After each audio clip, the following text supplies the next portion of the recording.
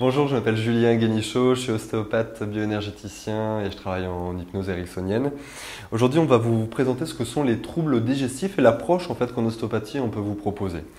Donc de façon générale, les troubles digestifs, ça peut être les ballonnements, les constipations, les diarrhées, tous les problèmes de digestion. On a beaucoup d'intolérance au gluten à l'heure actuelle. De comprendre comment ça fonctionne simplement dans le corps.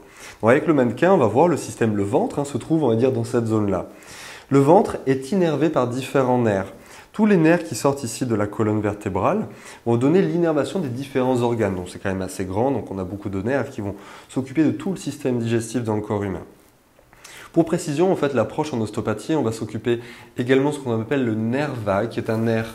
Le nerf vague fait les malaises vagos, peut-être que vous avez déjà entendu parler de ce nerf. Ce nerf se trouve dans le crâne, c'est un nerf crânien qui sort donc du coup de tout là-haut, très loin des viscères. Son deuxième nom, pour bien comprendre, c'est le poumon gastrique.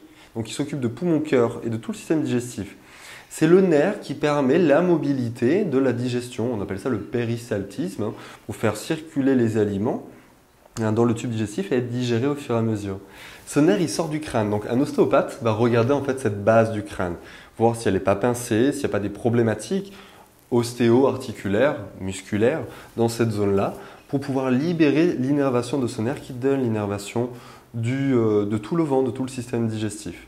Dans des problématiques de troubles digestifs, l'ostéopathe va regarder surtout cette innervation-là qui va calmer le nerf.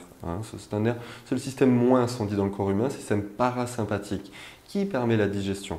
Donc, si l'ostéopathe, vous allez le consulter pour des problèmes digestifs, vient travailler beaucoup sur votre base du crâne, c'est normal, d'accord?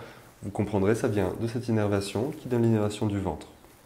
Donc au niveau du ventre, ça peut être intéressant aussi de voir tout l'aspect, ce qu'on appelle psychosomatique, c'est-à-dire le lien entre le psychologique, notre psychologique, et le corps humain qu'on appelle le soma.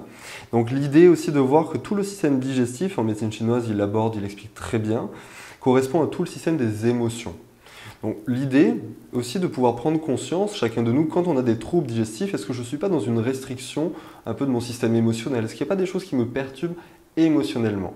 Pour précision, les émotions, c'est très simple, il n'y en a que 5. Alors vous retrouverez différents bouquins qui peuvent proposer d'ailleurs différents types d'émotions. Moi, je vous propose ce que j'en ai trouvé et analysé par connaissance et aussi par expérimentation avec mes patients. 5 émotions, on va retrouver la colère, la tristesse, la peur, la surprise, une émotion plutôt neutre, bonne ou mauvaise surprise, et la joie. Tout ce système émotionnel, on le retrouve ici. Alors parfois, on a des très grosses colères qu'on va un peu garder. L'idée de voir aussi cet aspect éventuellement psychosomatique dans vos douleurs.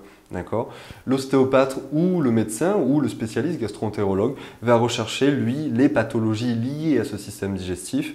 Et l'ostéopathe va travailler sur tout le système de mobilisation au niveau vertébral et au niveau des viscères. Également sur des techniques plutôt douces. J'aime bien travailler sur des techniques douces au niveau viscéral.